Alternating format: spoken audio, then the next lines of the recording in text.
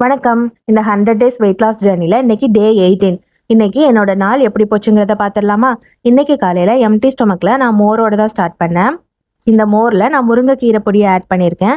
அதனால தான் அது பார்க்குறதுக்கு கொஞ்சம் க்ரீனிஷ் கலராக இருக்குது. காலையில் பிரேக்ஃபாஸ்ட்டுக்கு வந்து பார்த்திங்கன்னா எப்போதும் போல் ஊற வச்ச 5 பாதாம் பருப்பு, அது கூடவே வெள்ளை சுண்டல், ஒரு கமலா ஆரஞ்சு. இன்னைக்கு கிட்ஸுக்கு பூரி குருமா செஞ்சனால அதில் ஒரு 2 பூரி குருமா இதுதான் நான் காலையில் பிரேக்ஃபாஸ்ட்டுக்கு எடுத்துக்கிட்டேன். அதுக்கப்புறமா ஒரு 1 ஹவர் கழிச்சு 2 எள்ளுருண்டை எடுத்துக்கிட்டேன்.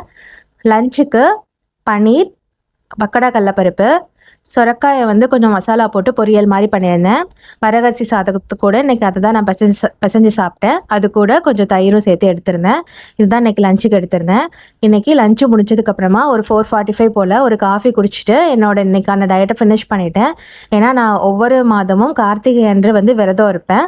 அதனால தான் இன்றைக்கி என்னோடய 4:45 மணிக்கே என்னோடய டயட் எல்லாத்தையும் இன்றைக்கி முடிச்சுட்டு தீபம் ஏற்றுறதுக்கான வேலைகளை பார்க்க ஆரம்பித்தாச்சு.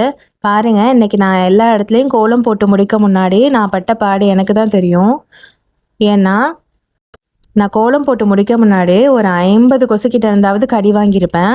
ஒரு கொசு படையை ஒவ்வொரு இடத்துலையும் முடிக்க முன்னாடி என்னை துரத்துக்கிட்டே வந்தது. ஒரு 5:30 போலலாம் அதிகமாக கொசு இருந்தது இங்கே.